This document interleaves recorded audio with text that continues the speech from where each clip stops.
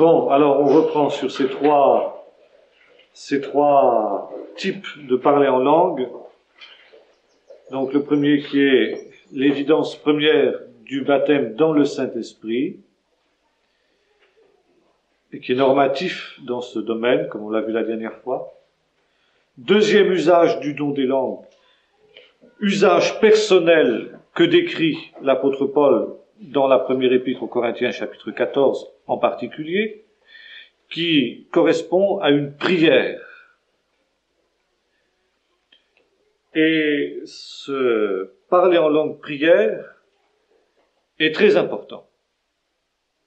D'abord, parce que dit l'apôtre, il a une utilité pour l'édification personnelle du croyant.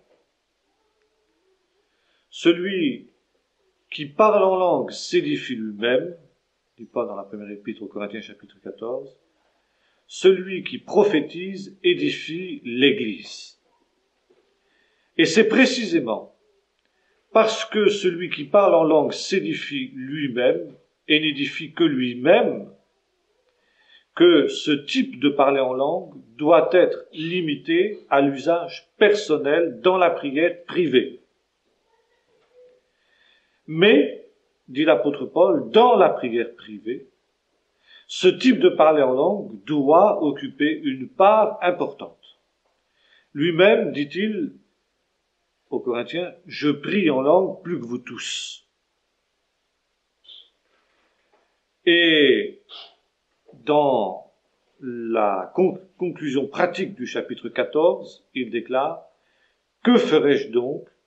Donc, sous-entendu dans ma prière personnelle, « Je prierai par l'Esprit », ce qui est une expression technique pour dire « je parlerai en langue »,« je prierai en langue », et je prierai par l'intelligence. Par conséquent, les deux types de prières ont leur place dans le culte privé du croyant. Et Paul va plus loin encore, il dit que il n'hésitera pas même à dire 5000 paroles en langue dans sa prière personnelle. Pourquoi alors prier en langue? Si, comme le dit l'apôtre, quand je prie en langue, mon esprit est en prière, mais mon intelligence est au repos. Pourquoi prier? D'abord parce que l'on en reçoit de l'édification, dit l'apôtre. Ça veut dire qu'il y a un bénéfice spirituel qui découle de l'usage régulier du parler en langue. Deuxièmement, parce qu'en parlant en langue, dit l'apôtre, toujours dans la première aux Corinthiens chapitre 14, tu rends d'excellentes actions de grâce.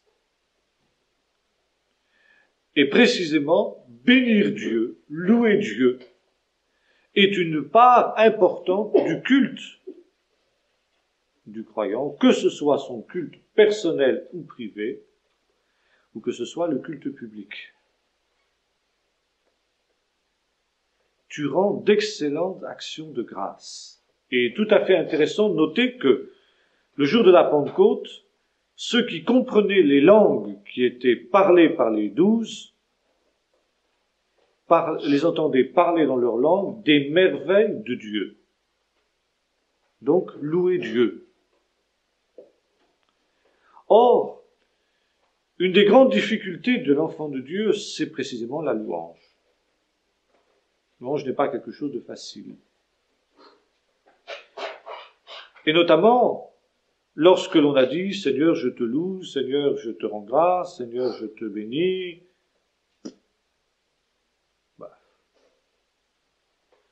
on a à peu près tout dit, en général. Et là, l'apôtre nous dit, l'Esprit vient au secours de notre faiblesse. L'Esprit est là pour suppléer à notre indigence. L'Esprit est là pour suppléer à ce qui est un manque d'enthousiasme parfois au sens étymologique du terme, car vous savez que le mot enthousiasme en grec signifie Dieu en nous, pour louer le Seigneur. Et par conséquent, lorsque nous ne savons plus comment louer le Seigneur, eh bien alors nous pouvons le faire par l'Esprit. Paul continue et dit, je prierai par l'Esprit, je prierai par l'intelligence.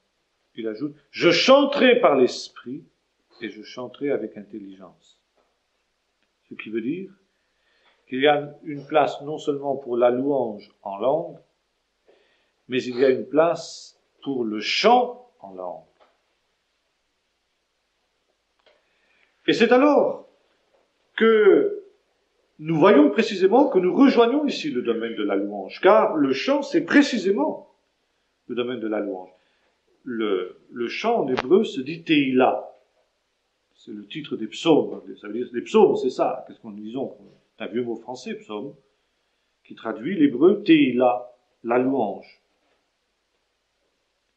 Les psaumes sont des louanges. Et comme en tant que louange, c'était des louanges chantées. Et Paul dira, quelqu'un a-t-il au milieu de vous un psaume, un chant spirituel? Eh bien qu'il le donne. Il y a donc une place pour le chant spirituel. Et Paul disait, je chante par l'esprit et je chante par l'intelligence. Les deux choses ayant leur place. Troisièmement, le parler en langue est aussi prière. Celui qui prophétise parle aux hommes, dit l'apôtre, il les édifie, les exhorte et les console, mais celui qui parle en langue parle à Dieu. Or, qu'est-ce que c'est que parler à Dieu? C'est prier. Prier, c'est parler à Dieu. Alors, évidemment, dans cette catégorie-là, il y a la louange. La louange est une forme de prière. Mais ce n'est pas toute la prière. Il y a un autre texte tout à fait intéressant que nous trouvons dans l'Épître aux Romains, chapitre 8, où l'apôtre nous dit que l'Esprit de Dieu rend témoignage à notre esprit que nous sommes enfants de Dieu. Et il dit ceci, cet esprit qui crie en nous « Abba Père » est aussi l'esprit qui vient au secours de notre faiblesse. Car nous ne savons pas toujours ce qu'il convient de demander dans nos prières. Mais l'esprit nous aide, le grec dit littéralement, par des grognements incompréhensibles. Et celui qui connaît les pensées des cœurs, connaît quelle est la pensée de l'esprit, car c'est ainsi qu'il intercède en faveur des saints. Quels sont ces grognements incompréhensibles? Eh bien, c'est très clair. C'est la prière en langue. Ça veut dire que quand nous ne savons pas ce qu'il convient de demander dans nos prières, et il y a des moments où nous sommes dans la difficulté. Seigneur, tu vois tel frère, il est dans telle situation, est tellement embrouillé, tellement complexe cette situation-là, que moi je ne sais pas comment prier. Je te prie pour lui. Et quand je t'ai dit je te prie pour le frère untel, je ne peux rien dire d'autre. Parce que je ne peux rien ajouter. Je sais pas ce qui est bon pour lui. Je peux simplement te dire résous son problème. Et puis quand j'ai dit ça, j'ai plus qu'à dire amen. Mais en même temps, nous sentons bien que c'est une prière pauvre, c'est une prière indigente quand nous avons dit ça. Et c'est là précisément que l'Esprit Saint nous aide dans notre faiblesse. Moi, je ne sais pas ce que je peux demander pour ce frère-là dans ma prière, mais l'Esprit le sait. Et quand j'ai fini de prier par l'intelligence pour ce frère-là, je vais prier par l'Esprit. Parce que l'Esprit, lui, il connaît le véritable. la véritable situation. Et il connaît ce qu'il convient de demander à Dieu, et il prie par ma bouche. Moi, je ne sais pas ce qu'il dit. Mais il y a un dialogue entre l'Esprit Saint et Dieu qui s'instaure par ma bouche. Et Dieu connaît. Il comprend ce que l'Esprit dit. Moi, je ne comprends pas, mais Dieu comprend. Et il va répondre selon les richesses de sa grâce dans ce domaine-là. Ça peut être aussi pour moi-même. Et il y a des moments où moi-même je suis dans l'incertitude, dans le brouillard total. Et je ne sais pas du tout ce qu'il convient de demander.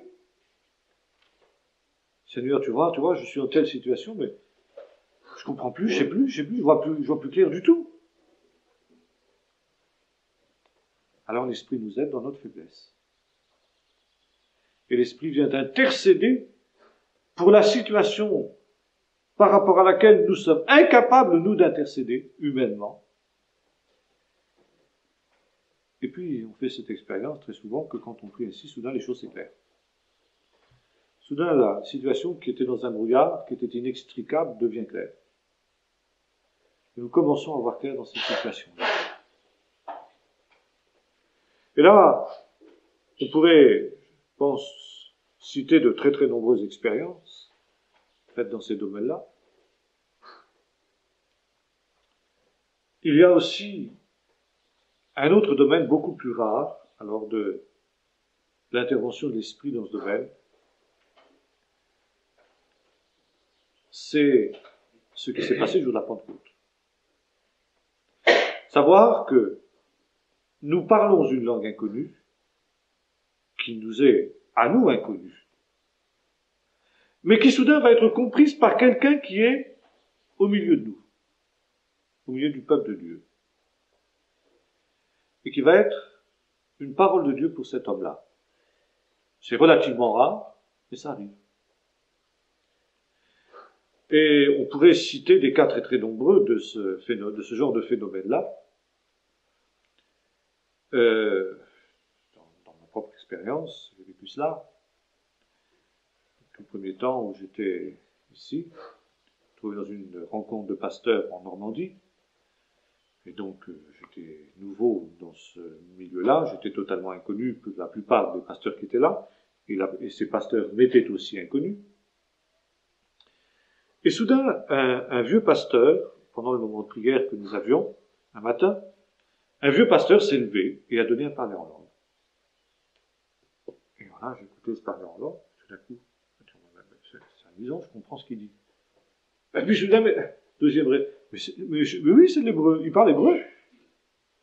Je dis ça à Yvon Charles qui est à côté de moi, il parle hébreu. Et puis je me dis non, c'est pas tout à fait de l'hébreu, ce serait plutôt de l'araméen parce que les terminaisons n'étaient pas tout à fait, bon, du masculin n'étaient pas tout à fait ce qu'il y a en hébreu. Puis je me dis, j'écoute encore parler, je dis non, il a un défaut de prononciation. Je ne connaissais pas du tout, hein. Je n'avais jamais entendu parler français autrement. Et donc je me mets à traduire pour Yvon Charles qui est à côté de moi ce qui était dit dans ce parler en langue. Vous savez comment c'est quand on traduit comme ça littéralement, surtout simultanément. Bon, il y a des problèmes de traduction, on bute un peu, on est obligé de traduire un petit peu en petit nègre quelquefois. Bien, alors je me dis tiens, bon, alors ce frère se rassied, on attendait l'interprétation. J'étais curieux, je dis tiens, ça va être intéressant de voir si l'interprétation ça correspond à ce que j'ai compris, quoi. Hein. C'est ce même frère qui s'est levé et qui a donné l'interprétation. Et je me suis rendu compte que, effectivement, j'avais eu raison et qu'en français aussi, il avait un défaut de prononciation, ce frère. Il a donné une interprétation qui était parfaite. Et là où j'avais hésité sur un certain nombre de traductions, parce qu'il y avait des petits pièges de l'hébreu, il a rendu ça parfaitement. Alors on est allé le voir après, et mes frères savaient que vous avez parlé en hébreu. Ah oui, je sais, ça m'arrive quelquefois. Je crois que oui, certains m'ont dit déjà que bien croire que je parle en hébreu. Je me dis, mais vous savez que j'ai pu comprendre ce que vous disiez. Alors il dit, et l'interprétation alors, ne vous inquiétez pas, l'interprétation était bonne. On me dit, ouf, si j'avais su que vous étiez là et que vous parliez l'hébreu, j'aurais pas osé parler j'aurais pas osé donner mon parler en langue, et encore moins l'interprétation qu'il avait dit. Mais le Seigneur savait, et c'était tout à fait bien, tout à fait exact. Je me souviens d'un autre cas, quand j'étais dans le Nord, c'était avant que je n'arrive dans cette église-là, mais ça m'était rapporté une personne qui était là, qui était une femme de mineur toute simple, qui avait un certificat d'études tout juste. Ça. Et il y avait un jour, dans une des réunions, une avocate très très rebelle à l'évangile, au demeurant, qui donc se trouvait là. Elle était venue parce que son mari était en train de se convertir, et elle avait voulu voir où son mari mettait les pieds, mais c'était une catholique très très bornée, sectaire, et elle était très très hostile à l'évangile. Et cette personne avait fait du grec classique. Et elle le comprenait à peu près bien. Et soudain, cette femme de mineur donc s'est levée et a commencé à parler en langue. Et elle ne savait pas qu'elle était en train de parler grec. Et à la fin de la réunion, cette avocate est donc venue vers cette personne et dit, mais madame, où est-ce que vous avez appris le grec? Vous parliez un grec vraiment extraordinaire, grec classique, vraiment parfait, j'ai jamais entendu un grec comme ça. Ah bon, je parlais grec, moi? Je ne savais pas, non. Je vous demandais où est-ce que vous avez appris le grec? Moi, je ne connais pas le grec, moi. Je suis une simple femme de mineur, moi je ne connais pas le grec. Je parle à peine le français correctement, alors vous parlez, c'est le grec. Mais voilà, le Seigneur avait parlé à cette avocate par le moyen de cette femme. N'est-ce pas? Alors on pourrait citer d'autres cas comme ça, nombreux. Et peut-être juste un dernier exemple qui est le plus extraordinaire que j'ai jamais entendu. Deux autres exemples qui vont dans le même sens. L'histoire de Butler. Butler, quand il était arrivé aux États-Unis, venant d'Allemagne, donc il s'était converti peu après son arrivée aux États-Unis, et il parlait encore très très mal l'anglais à cette époque-là. Et alors, il s'était joué un groupe de jeunes dans l'église dans laquelle il s'était converti, et alors il y avait des réunions en plein air, comme ça se faisait en ce temps-là aux États-Unis, les jeunes allaient chanter au carrefour des rues, et puis ils rendaient témoignage, parlaient. Et alors que, bon, ils étaient en train de chanter, tout soudain, le pasteur dit à Butler, vas-y-toi, donne ton témoignage. Mais le pauvre Butler, il ne savait pas dire deux mots correctement en anglais. Et les autres le poussent sur le devant, puis voilà, il devait parler. Et soudain, alors qu'il était là, tremblant de tous ses membres, l'Esprit du Seigneur est venu sur lui, et il s'est mis à parler en langue. Pour lui, c'était de lui parler en langue. Et puis les gens s'arrêtaient, il écoutait. Il a vu que plusieurs se mettaient à pleurer pendant qu'il parlait. Il a parlé des minutes et des minutes et des minutes, jusqu'au moment où l'onction de l'Esprit s'est arrêtée, puis il s'est arrêté de parler. Il y a vu des gens qui pleuraient, qui commençaient à parler avec les jeunes, qui se sont convertis là sur place.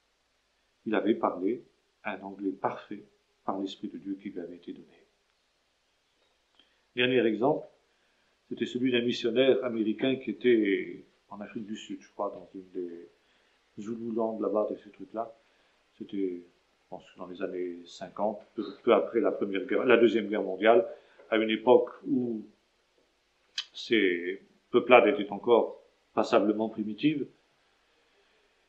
Et un soir, c'est passé que je ne me souviens plus exactement des détails, peu importe, en tout cas, un des jeunes chrétiens avait été enlevé par des Zoulous, qui l'avaient enfermé dans un de leurs villages, et ce malheureux garçon risquait de connaître un sort tout à fait funeste. Alors, le missionnaire américain avait essayé d'aller parlementer avec le chef de la tribu, qui n'avait rien voulu entendre, qu'il avait dit que ce garçon-là, ils allaient le torturer à mort, quelque chose comme ça. Alors, le missionnaire américain avait prié, puis il avait dit, tant pis, je risque le coup pour le tout pour le tout. Confiant dans le Seigneur. Il était entré le soir dans ce village. Il avait écarté les gardes qui gardaient la case dans laquelle le jeune était gardé prisonnier. Et puis avec l'autorité du Seigneur, il les avait écartés, il avait détaché le jeune homme, puis il l'entraîne dehors. Seulement, le temps, les gardes avaient été interloqués par l'audace et l'autorité du du blanc, plutôt ça, c'était un blanc, ça les impressionnait. Mais quand le missionnaire a voulu ressortir avec le garçon, les gardes s'étaient ressaisis, et il avait une rangée de guerriers menaçants avec des lances et des saguets qui l'entouraient. Alors là, il a compris qu'il n'allait pas sortir aussi facilement qu'il était rentré. Et alors le chef est arrivé, a commencé à le haranguer dans la langue de la tribu, à laquelle évidemment lui, le missionnaire américain, ne comprenait pas un traître mot. Et il priait en langue d'ailleurs, disant « Seigneur, qu'est-ce qu'il faut que je fasse dans cette circonstance-là » Puis soudain, il a eu une inspiration, il y avait une espèce de rocher là, au milieu du village. Il s'est installé d'autorité sur le rocher, il s'est assis, silencieusement. Vraisemblablement, c'était le rocher où se tenait le chef au moment des palabres dans le village. Ça devait être quelque chose comme ça, parce que ça achetait un certain froid. Quand soudain, les indigènes l'ont vu s'asseoir là sur ce rocher. Puis resté silencieux. Tout le monde était autour de lui, comme pour écouter ce qu'il allait dire. Le pauvre, c'est qu'il n'avait pas grand-chose à dire, c'était ça le problème. Et puis, vous voyez que les autres attendaient qu'il parle. Il a dit, Seigneur, qu'est-ce que je fasse? Et à ce moment-là, le même phénomène que Pauvre-Terre est arrivé, il a été rempli du Saint-Esprit, et il s'est mis à parler en langue. Et en fait de parler en langue, il a vu que tout le monde l'écoutait avec une attention soutenue, et il a réalisé au bout de quelques minutes qu'il était en train de parler leur langue. Il était en train de leur dire quoi? Ça, il n'en savait rien du tout. Mais ce qu'il était en train de leur dire, manifestement, impressionnait les indigènes, car finalement, après avoir parlé aussi pendant des minutes et des minutes et des minutes, soudain il a senti l'Esprit du Seigneur qui se retirait, il s'est arrêté de parler, il s'est rassis dignement au sommet de sa pierre, et puis le chef s'est levé et il lui a répondu, dans une langue à laquelle il n'a rien compris, évidemment, pas compris un traître mot de ce que le chef avait dit, seulement il s'est rendu compte qu'à la fin du discours du chef, tout le monde s'écartait. Il n'en a pas demandé plus, il a pris son gars, puis il est sorti entre la haie des indigènes qui étaient là, quasiment en garde à vous, puis alors il est parti du plus vite qu'il a pu ensuite. Mais il a été sauvé par ce moyen-là. Voyez-vous? Alors ça, évidemment, c'est des cas exceptionnels et rares, mais ça se produit, ça arrive. Alors, c'est pourquoi ici, voyons l'importance du don des langues. Alors nous avons vu ici que cette prière, ou cet usage du don des langues plutôt, donc est essentiellement réservé, sauf cas exceptionnels comme ceux que je viens d'indiquer, pour le culte personnel. Pour la raison que nous avons dite, c'est que l'édification qui résulte de cette pratique du don des langues est une édification personnelle et individuelle. Par conséquent, dit l'apôtre Paul, dans le culte de l'Église, ça n'a pas de raison d'être. Ça n'a pas de raison d'être, dit l'apôtre, sauf deux exceptions. La première, c'est que l'on se parle à soi-même et à Dieu. Car après tout, pourquoi dans les assemblées de l'Église se priverait-on de ce bénéfice du don des langues? À condition toutefois, dit l'apôtre,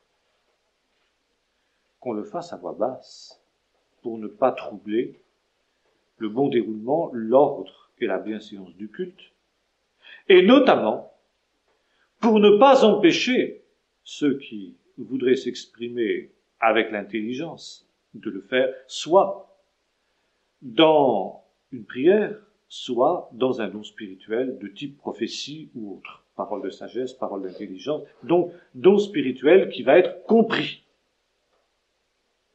Mais, en dehors de cela, à partir du moment où on le fait à voix basse sans troubler, l'apôtre ne dit pas que l'on doit s'abstenir de toute pratique du don des langues dans l'Église.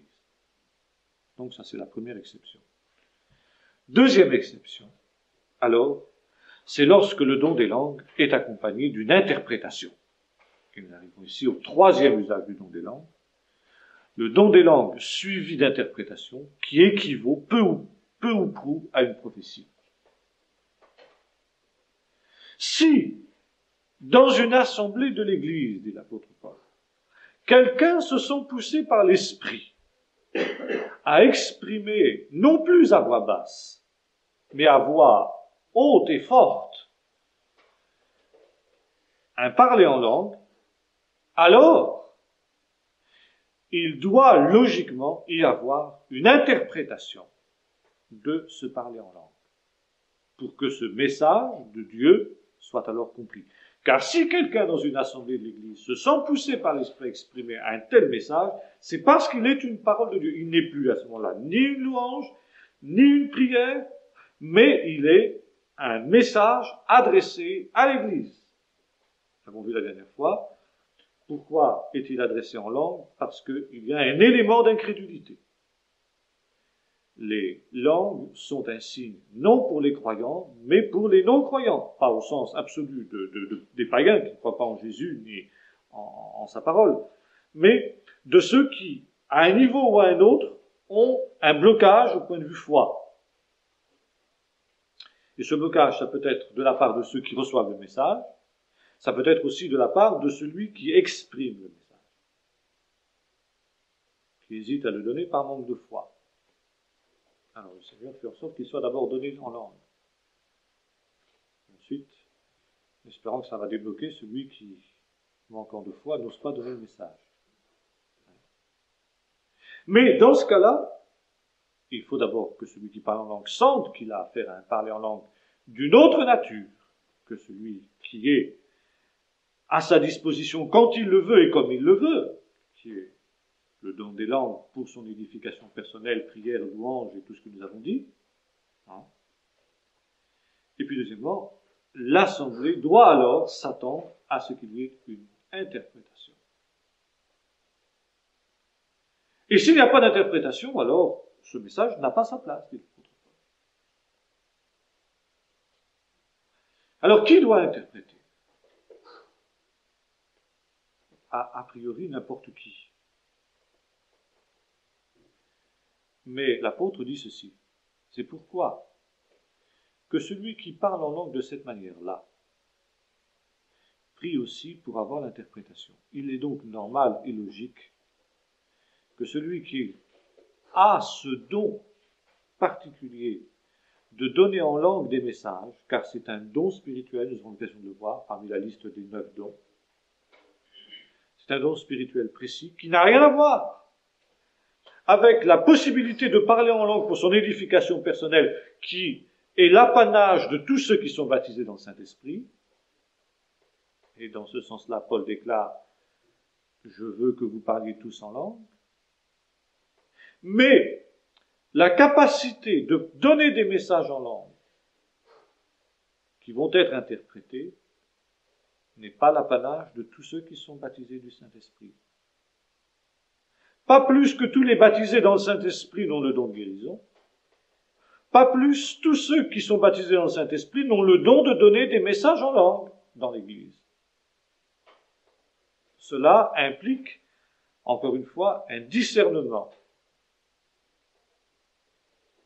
Et logiquement, dit l'apôtre Paul, avec ce don de langue, que tous n'ont pas, et c'est dans ce sens-là que Paul peut dire « tous parlent-ils en langue ». Vous savez, les adversaires du mouvement charismatique affectionnent particulièrement ce texte, en disant « Voyez-vous, c'est bien la preuve que nous n'avons pas besoin de parler en langue pour être baptisés dans le Saint-Esprit, puisque Paul lui-même dit « tous parlent-ils en langue ». C'est donc que tout le monde ne parle pas en langue. Très juste comme déduction, seulement il faut prendre le contexte. Et le contexte est clairement, ici, le parler en langue, don spirituel qui demande à être interprété. Et non pas le parler en langue, prière personnelle pour son édification. Ce sont deux réalités différentes, bien que très proches l'une de l'autre. Et avec ce don-là, dit l'apôtre Paul, logiquement, il devrait y avoir aussi le don d'interprétation qui est un autre don spirituel. Mais les deux dons devraient aller ensemble. Et celui qui a le premier devrait logiquement prier pour avoir le second. Ça lui éviterait d'ailleurs de se trouver parfois dans des situations délicates, à savoir qu'il soit amené à donner son don en langue sans savoir s'il va y avoir quelqu'un capable d'interpréter. Car celui qui doit donner un message en langue avec interprétation, logiquement, doit s'assurer que son parler en langue va bien être interprété. Et s'il n'y a personne pour interpréter, dit l'apôtre Paul dans 1 Corinthiens 14, eh bien celui qui a ce don-là n'a plus qu'à se taire. Donc, si lui-même a le don d'interpréter, il est au moins assuré qu'il va pouvoir parler en langue sans risque que son parler en langue ne soit pas interprété. Et c'est pourquoi il devrait, dit l'apôtre Paul, prier pour avoir aussi le don d'interprétation.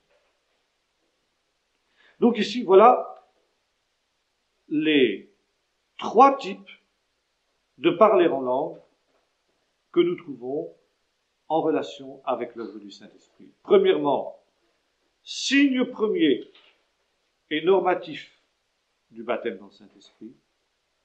Deuxièmement, usage personnel du don des langues pour l'édification et la prière, qui est à la disposition de celui de tout enfant de Dieu baptisé dans l'Esprit. En quelque sorte, quand il veut et comme il le veut, il peut en faire usage. Et troisièmement, le parler en langue, don spirituel, dans la liste des 9 dons, qui donc s'exprime dans le cadre de l'Église, mais qui alors doit être suivi d'une interprétation. Voilà les 3 usages du don des langues qui nous sont définis par la parole de Dieu. Voilà, en gros, si vous voulez, ce qui concerne l'expérience initiale de la vie de l'Esprit, donc que nous avons défini comme étant le baptême dans le Saint-Esprit. Mais le baptême dans le Saint-Esprit, avec son corollaire, donc ici, capacité de parler des langues nouvelles. Il faudrait aussi parler de notre point, avant d'en terminer sur cette question. Cette expression que nous trouvons dans 1 Corinthiens 13, où l'apôtre dit « Quand je parlerai les langues des hommes et des anges ». L'expression « langue des hommes et des anges ».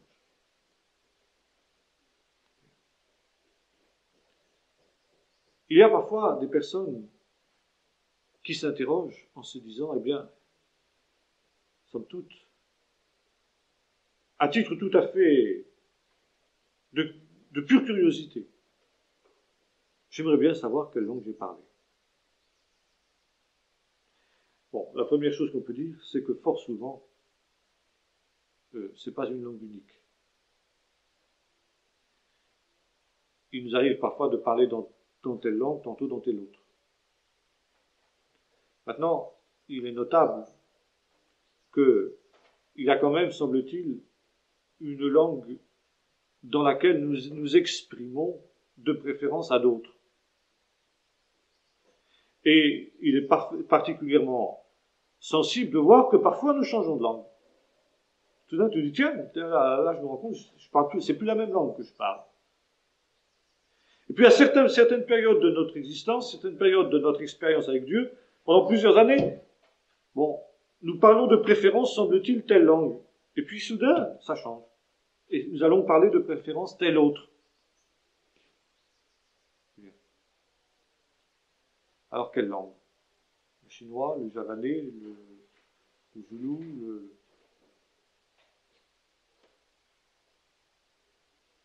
on ne peut pas savoir. Mais la Bible nous montre qu'il n'y a pas simplement des langues des hommes que nous parlons. Nous pouvons parler des langues mortes. Des langues qui ne sont plus comprises du tout aujourd'hui.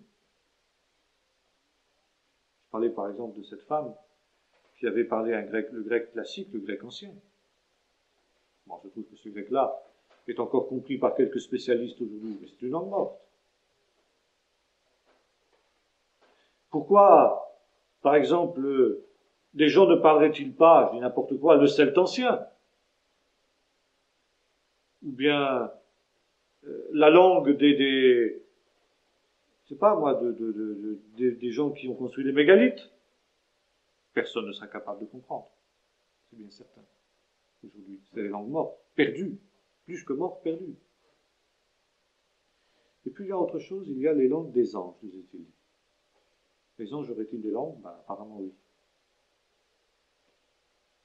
Ça veut dire des langues qui n'appartiennent pas à cette terre, qui ne sont pas parlées sur cette terre, qui ne sont pas comprises sur cette terre et qui n'ont jamais été. Mais en même temps, cette expression langue des anges est intéressante. Car les anges aussi sont des esprits. Donc ici, nous sommes dans un domaine spirituel. C'est pas pour rien que l'apôtre parle de prier ou de chanter par l'esprit. Et nous voyons précisément que le fait de parler en langue nous met en relation avec le monde spirituel, le monde des anges. D'où d'ailleurs cette expression, cette parole mystérieuse qu'on trouve aussi dans ce fameux texte de 1 Corinthiens 11 sur la tenue de la femme. La femme à cause des anges, quand elle prie et quand elle prophétise. Donc, quand elle est dans une activité spirituelle, doit avoir sur la tête une marque de l'autorité dont elle dépend. Voyez-vous, c'est pas anodin. On ne peut pas parler les langues des anges, être en contact avec le monde spirituel, si on n'a pas non plus une attitude spirituelle. C'est tout un contexte. C'est tout un ensemble. Par exemple, Gabriel, manifestement, est l'ange qui est le messager du Saint-Esprit. Dans toutes ses interventions, c'est toujours en relation avec une révélation du Saint-Esprit de Dieu aux hommes. Que ce soit dans ce qu'il révèle à Daniel, nous sommes ici dans l'ordre de la révélation. Les interventions de Gabriel auprès de Daniel sont du domaine de la révélation. C'est le même Gabriel qui révèle à Zacharie, n'est-ce pas, ce que sera la naissance de Jean. Et en même temps, nous sommes dans un contexte absolument charismatique. L'Esprit du Seigneur, comme suite de la visite de Gabriel, saisit Zacharie, etc. C'est le même Gabriel qui vient annoncer la naissance de Jésus à Marie, qui lui annonce que le Saint-Esprit la couvrira de son nom. Vous savez, là, dans la langue originale, ça ouvre toute une perspective extraordinaire. Gabriel, en hébreu, ça veut dire Dieu est ma force. Et nous avons vu que le Saint-Esprit, dans la tradition juive, déjà dans l'Ancien Testament, est assimilé avec la Gvoura, la puissance de Dieu. Nous en parlions hier. Gabriel, c'est l'ange de la Gvoura. L'ange qui est au service de la Gvoura, qui est au service du Saint-Esprit. Vous savez, le Saint-Esprit, en hébreu, c'est un féminin, c'est pas un masculin. Et c'est pourquoi il est dit à Marie, le Saint-Esprit viendra sur toi, quand elle demande comment ça se fera-t-il, puisque je ne connais pas l'homme, le Saint-Esprit viendra sur toi, et la Gvoura de Dieu te couvrira de son ombre. C'est pourquoi le Saint-Enfant qui naîtra de toi sera appelé Fils de Dieu. Et lorsque Zacharie demande le signe à l'ange, Zacharie lui répond, je suis Gabriel, je me tiens à la droite de Dieu, et j'ai été envoyé pour t'annoncer cette bonne nouvelle. Et comme tu n'as pas cru, bien voilà ce qui va se passer, tu auras un signe, mais tu seras muet. Alors ici, nous voyons que le Saint-Esprit, entré, si vous voulez, dans les réalités spirituelles, c'est entrer aussi en contact avec le monde des anges, avec les esprits célestes, comme dira l'auteur de l'Épître aux Hébreux. C'est pourquoi ici le parler en langue est si important, bien que souvent on ne s'en rende justement pas compte.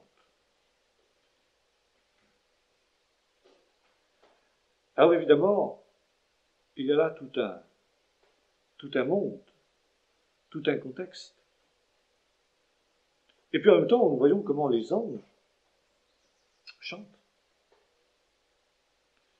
Les anges chantaient les louanges de Dieu au moment de la naissance de Jésus à Bethléem. Les anges sont dans l'Apocalypse autour du trône de Dieu et ils chantent. Et les rachetés, qui sont aussi arrivés à la perfection, se joignent au cœur des anges pour chanter les louanges de Dieu. Je chanterai par l'esprit et je chanterai par l'intelligence et l'apôtre Paul.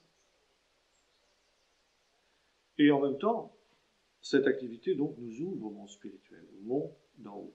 Et les anges, qui sont les esprits au service de Dieu, peuvent précisément nous apporter les choses de Dieu.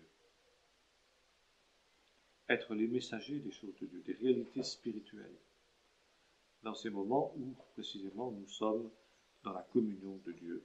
Et c'est précisément ce qui produit ce que l'apôtre Paul appelle l'édification personnelle.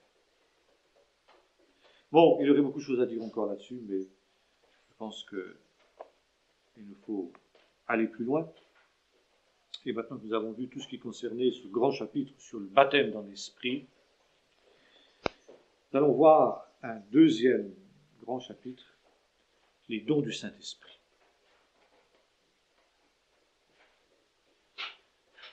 Il y a un seul esprit, dit l'apôtre Paul dans le chapitre 12 de la première épître aux Corinthiens, mais il y a diversité de dons.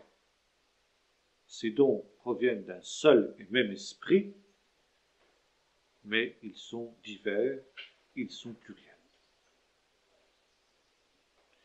Maintenant, quand nous parlons des dons du Saint-Esprit, il nous faut nous référer à un deuxième texte, Galates 5,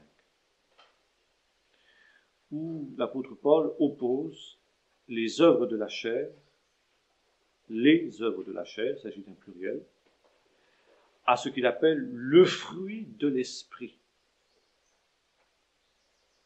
Or, on remarque une chose tout à fait intéressante, c'est que ce fruit de l'esprit, il est unique, c'est un singulier, mais il a 9 manifestations. L'amour, la joie, etc. La paix, la bonté, la douceur, la bienveillance, etc. Or, chose tout à fait intéressante également, dans 1 Corinthiens 12, les dons du Saint-Esprit, cette fois-ci c'est un pluriel, sont au nombre de 9. Nous aurons l'occasion de les étudier les uns après les autres. D'un côté, donc, 9 dons du Saint-Esprit, et d'un autre côté, 9 manifestations du fruit de l'Esprit. La coïncidence est trop frappante pour que ce soit seulement le fruit du hasard. C'est que, manifestement, il y a un parallèle dans la Bible entre les dons du Saint-Esprit et le fruit de l'Esprit. Et c'est, avant de parler des dons du Saint-Esprit, il nous faut définir cette relation entre les dons du Saint-Esprit d'une part et le fruit de l'Esprit d'autre part. Bien. D'abord, la première remarque, c'est qu'il s'agit d'un côté de dons et d'un autre côté de fruits. Donc, il s'agit de réalités différentes. Bien sûr, 2 réalités qui découlent du même esprit. L'esprit est un, dit l'apôtre. Il y a différentes manifestations, il y a différentes opérations de l'esprit. Et par conséquent, parler d'un côté du fruit de l'esprit, de l'autre côté des dons du Saint-Esprit, n'est pas diviser l'esprit. Nous le faisons pour la commodité de l'analyse. Mais c'est un ensemble, c'est un tout. Donc, 2 réalités, mais qui découlent aussi de 2 sources. Nous avons vu déjà qu'il y a différentes actions du Saint-Esprit, ce que l'apôtre Paul appelle différentes opérations du Saint-Esprit. Nous avons vu que l'Esprit Saint convainc l'homme de péché, attire l'homme à Jésus-Christ. Aucun être humain ne peut se convertir s'il y a eu cette action du Saint-Esprit qui a travaillé son cœur au préalable. Deuxième opération du Saint-Esprit, nous l'avons vu, lorsqu'un homme naît de nouveau, il naît d'eau et d'esprit. C'est-à-dire que l'Esprit du Seigneur le régénère, il fait de lui une créature nouvelle, et il l'engendre à la vie de Dieu. Et puis nous avons vu qu'il y a une troisième opération du Saint-Esprit. Enfin, c'est pas limitatif. Qui est le baptême dans le Saint-Esprit, ou plus exactement, une opération du Seigneur glorifié qui baptise dans le Saint-Esprit. C'est pas l'Esprit qui baptise. C'est pas directement une opération du Saint-Esprit, puisque le Saint-Esprit, dans cette expérience-là, est passif. Il est l'élément dans lequel on est plongé, dans lequel on est immergé. On peut quand même dire que c'est un autre mode d'action de l'Esprit quand même. N'est-ce pas ? Donc il y a plusieurs opérations du Saint-Esprit sans que l'on divise pour autant l'Esprit. Et maintenant, de ces deux grandes expériences initiales de la vie chrétienne, qui est d'une part la naissance par l'Esprit et d'autre part le baptême dans l'Esprit, découlent deux réalités parallèles, complémentaires, bien que différentes. L'esprit de régénération que le Seigneur fait habiter dans le cœur du croyant va produire quoi ? Le contraire des œuvres de la chair. L'esprit de régénération fait en sorte que par la foi, le croyant est capable de faire mourir les œuvres de la chair, qui sont énumérées dans la liste que l'apôtre Paul nous donne dans Galates 5. Et comme corollaire de cette mise à mort des œuvres de la chair, l'Esprit va produire le contraire des œuvres de la chair, mais qui est dans la nature de l'Esprit, le fruit de l'Esprit. Le fruit de l'Esprit est la conséquence directe de la nouvelle naissance, de la régénération par l'Esprit. Tout enfant de Dieu qui est né de nouveau, qui est né de l'Esprit, doit logiquement porter le fruit de l'Esprit. Et s'il ne le fait pas, alors il y a quelque chose qui ne va pas dans sa vie. On est donc en droit de s'attendre à trouver dans la vie de tout enfant de Dieu né de nouveau, ça veut dire c'est indépendant du baptême dans l'Esprit. On doit s'attendre à trouver dans la vie de cet enfant de Dieu-là l'amour, la joie, la paix, la patience, la douceur, la bienveillance, la tempérance, etc. À des degrés divers. Car encore une fois, il s'agit d'un fruit. Et qui dit fruit dit croissance. Ça veut dire qu'au moment de la régénération par l'Esprit, la semence de ce fruit est semée dans le cœur.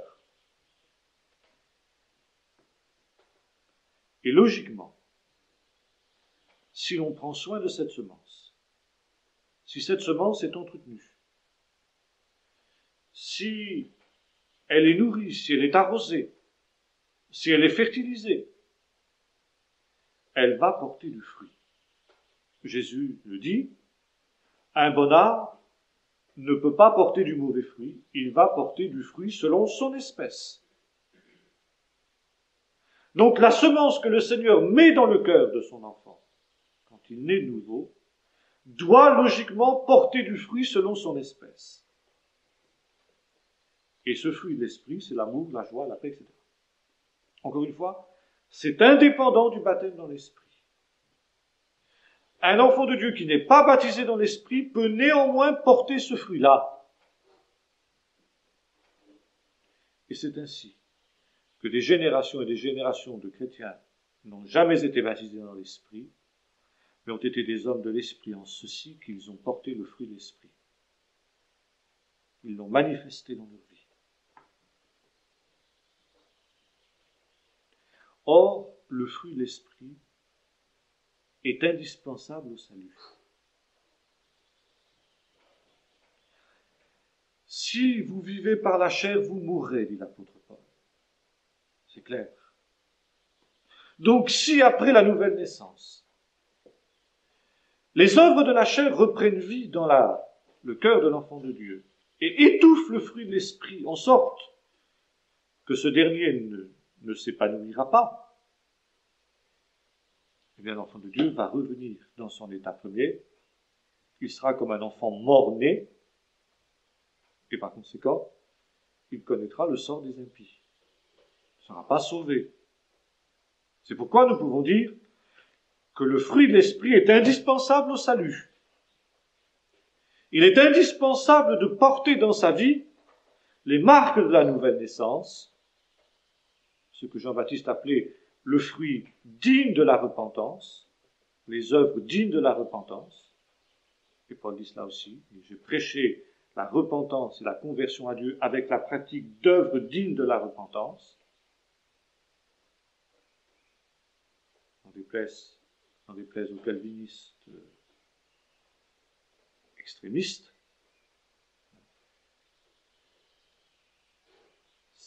On ne va pas porter ce fruit pour être sauvé. Mais on porte ce fruit parce qu'on est sauvé, parce qu'on est devenu un bon arbre. Et que ce bon arbre-là, il va porter du bon fruit. Mais si on ne trouve pas ce fruit sur l'arbre, on peut se demander si l'arbre est véritablement un bon arbre.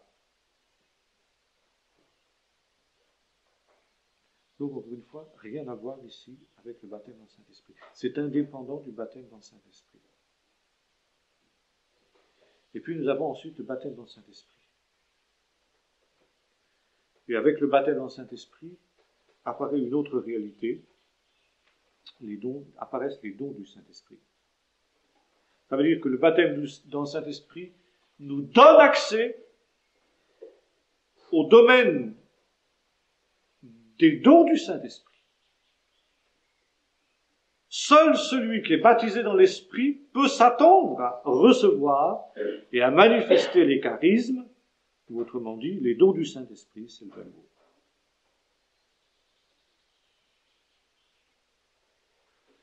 Alors il y a une différence entre les deux réalités. Il y a 9 manifestations du fruit de l'Esprit, mais le fruit est unique. Ça veut dire que nous n'avons pas à choisir. Nous ne pouvons pas dire, moi, j'ai l'amour, toi, tu as la joie, toi, tu as la paix, toi, tu as la patience, etc. C'est un tout. On a tout ou on n'a rien. Si on a l'amour, on a aussi la joie, la paix et tout ce qui s'ensuit. Le fruit est unique, il est un. Encore une fois, il y a différents stades de maturité du fruit. On ne peut pas s'attendre à ce que quelqu'un qui a 6 mois de conversion ait autant de joie, d'amour, de paix, etc., que quelqu'un qui en a 10 ou 20. Quoi que ce soit, c'est parfois l'inverse. C'est parce que le fruit de l'esprit s'est étiolé dans la vie de celui qui a 20 ans de conversion et qu'il n'a pas laissé grandir. Ça, c'est un autre problème. Et logiquement, il devrait avoir un fruit de l'esprit beaucoup plus conséquent que celui qui a 6 mois de conversion. Les dons du Saint-Esprit sont au nombre de 9. Et Paul dit, à l'un est donné une parole de sagesse. À l'autre est donné une parole de connaissance. À l'autre est donné un autre don, et à un quatrième un autre don, etc. Ça veut dire que nous ne devons pas nous attendre dans le domaine des dons spirituels à recevoir tous les dons. Il est extrêmement rare qu'un seul homme ait tous les dons. Ça peut théoriquement se faire, mais c'est très rare. Ce qui est logique et normal, c'est que chacun ait 1, 2, 3 dons spirituels, ou plus. 1 ou 2, c'est déjà pas trop mal.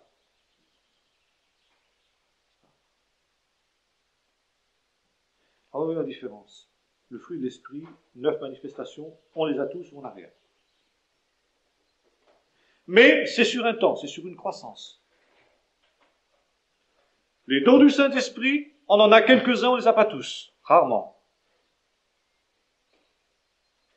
Et quand on reçoit un don, il est immédiatement parfait. Quand on vous offre un cadeau, on ne vous l'offre pas en pièces détachées. Sauf si vous êtes des amateurs du maquettisme ou des choses comme ça. Mais en général, on vous donne le don, il est parfait. Il est tout de suite prêt à l'emploi, si je veux dire. Il en va de même des dons du Saint-Esprit. Ils sont tout de suite prêts à l'emploi. Ça ne veut pas dire qu'il n'y a pas une croissance ensuite dans l'exercice du don, mais le don, il est parfait. Ça veut dire que quelqu'un qui prophétise pour la première fois, il peut prophétiser exactement comme quelqu'un qui a 20 ans d'expérience dans le domaine de la pratique des dons spirituels. Il peut prophétiser aussi bien que lui, ça n'a rien à voir. En fait, il est rare qu'il le fasse aussi bien, parce qu'il n'a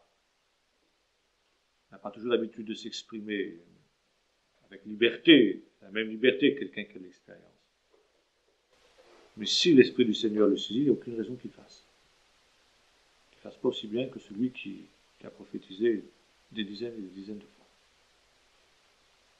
Il y a une perfection du don, tandis qu'il y a une croissance du fruit. Là aussi, nous avons une différence.